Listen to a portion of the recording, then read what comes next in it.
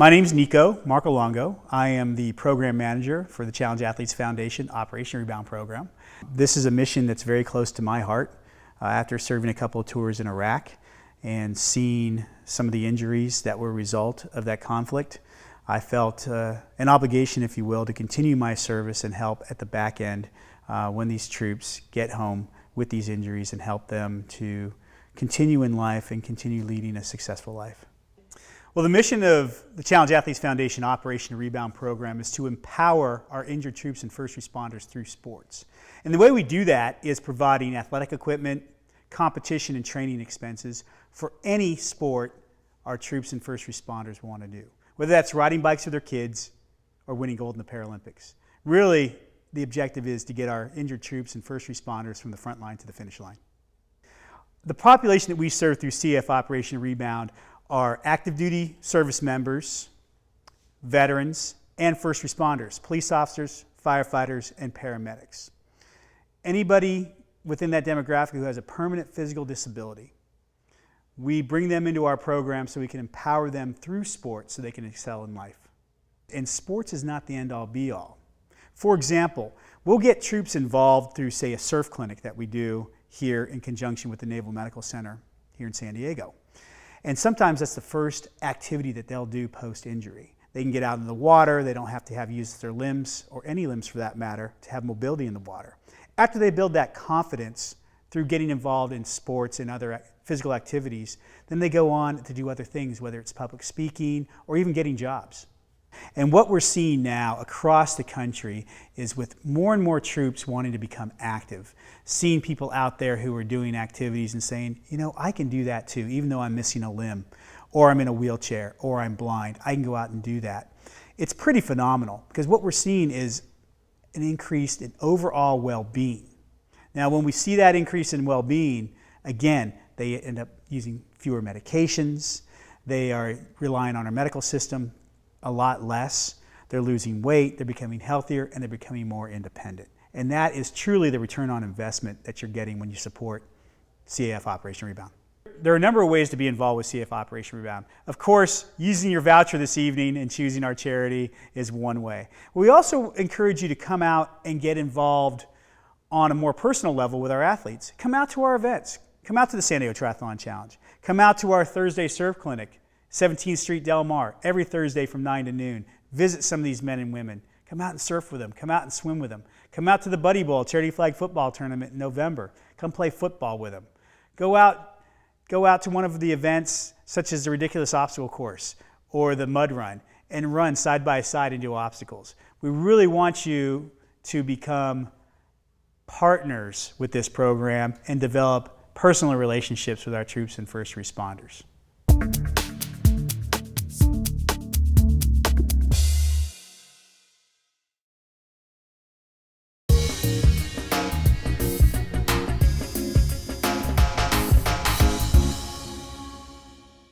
I'm proud to be the head of Community Housing Works for almost 17 years now, and it's part of a life that's been committed to using homes to break the cycle of poverty.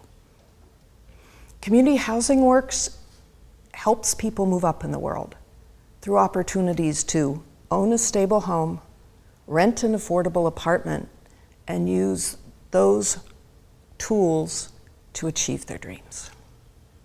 We create stable homes by helping people buy their first home or at an earlier stage in their family's life by actually building an apartment that's affordable, stable, and attractive where they can want to raise their family or live out their golden years. Then we wrap the programs around that help families get their kids to third grade reading level by third grade and that help everybody we touch be financially stronger than when we met them. We set affordable homes in motion, these apartments we build, that literally house family after family after family till they fall down, 50 plus years. So the 8,000 families we serve at any one time are families who are more likely to have their kids attend school, more likely to get their kids successful in school, and are more likely to be financially strong enough to move out into market rate apartments than the typical families who are struggling to make ends meet. Our responsibility is to give people enough stability that they can get in touch with their dreams again and act on them. So you might ask, why give $1 to Community Housing Works as opposed to all my friends here in this room? And in addition to being passionate about the particular kind of change we make possible in the community, we have, in some miracle, a sustainable model. So at Community Housing Works, we say one miracle isn't enough.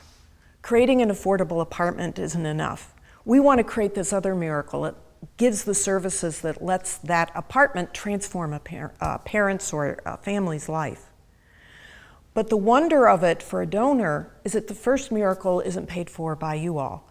There's a whole complicated system of capital that includes private investors for tax reasons, private banks, and a small amount of government money that makes the apartments possible, puts the rents hundreds of dollars below market, and sets us up to succeed for decades. Once that apartment's in place, your donation makes a difference because it makes that child success program, that financial strengthening program possible. But we've taken care of the home stability.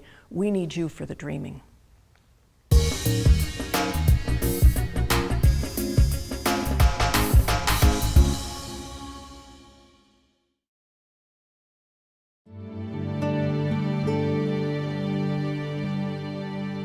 So I am Sherry Brasher. I'm the CEO and Executive Director of Fresh Start Surgical Gifts. I've been with Fresh Start as a volunteer and as a job for a little over 24 years. Fresh Start's mission is to transform the lives of young adults and children who either suffer from accidents, abuse, disease, or have a birth defect. And we give them the gift of plastic and reconstructive surgery and other medical related specialties to give them a fresh start in life.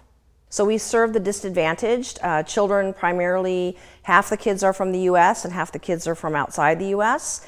And they're children who they kind of fall through the cracks. So they have something that would be considered plastic surgery, unnecessary, although sometimes really debilitating to a person's personality and the way that they feel about themselves or image. And we take these kids and give them something new and something to look forward to. You can see sometimes after the very first surgery, these children are now running around with their hands down to their sides, and instead of running away and hiding, they're jumping on your lap and playing on your computer, and it's pretty severe, the change that happens to them about the way that they feel about themselves. So the programs that we have Surgery Weekend, and it's a 7-week cycle, and 7 to 8 week cycle, and with that is not only plastic and reconstructive surgeries, but also we do have speech therapy, because if you have surgery, you have a new form mouth, for instance, you might need to learn how to use that again. And then sometimes people who need that type of surgery would also need dental, restorative, orthodontia, and then we also do laser clinics to lessen the scars so that we can truly send our kids out and they can have a complete fresh start. I hear about children that go through our program that are the first ones to actually attend college or higher education of any type of level, and they're the first ones in their family, and have often attributed it to feeling better about themselves through their fresh start.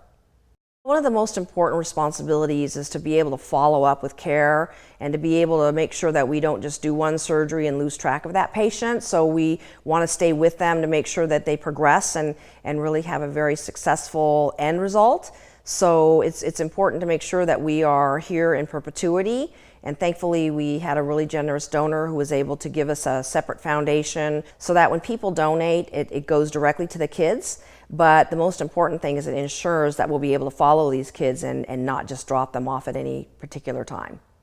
I invite anyone who's interested. You know, a lot of times you donate money and you're not really sure exactly where it goes.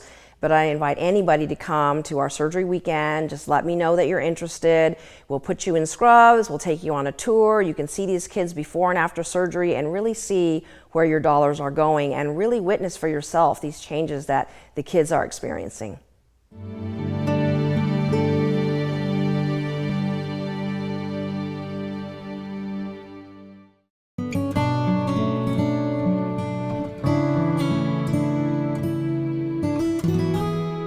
The Red Cross's mission is to alleviate human suffering, and we do that by getting people to be prepared for any type of natural disasters or human emergencies, to be there during those times of need, and also to help them in terms of being able to be resilient after.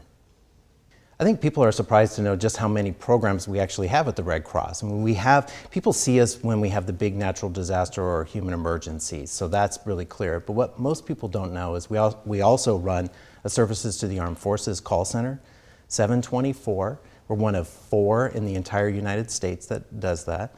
We have a women's, infant, and children program, so we help women prenatal all the way up to the children being 5 years of age or older. And of course, we have our disaster response teams that are out there every single day. If you were around during 2003 and 2007 during the major wildfires, I think people had a firsthand view of the very positive nature of how the Red Cross is there for our community. But we impact people's lives every single day when we respond to an emergency, say a home fire, which for that person, that's their 2007 wildfire moment. That's their Hurricane Katrina moment. That's their Moore, Oklahoma moment. They're displaced, they don't know what to do, they don't know where to turn, and we're there to help them.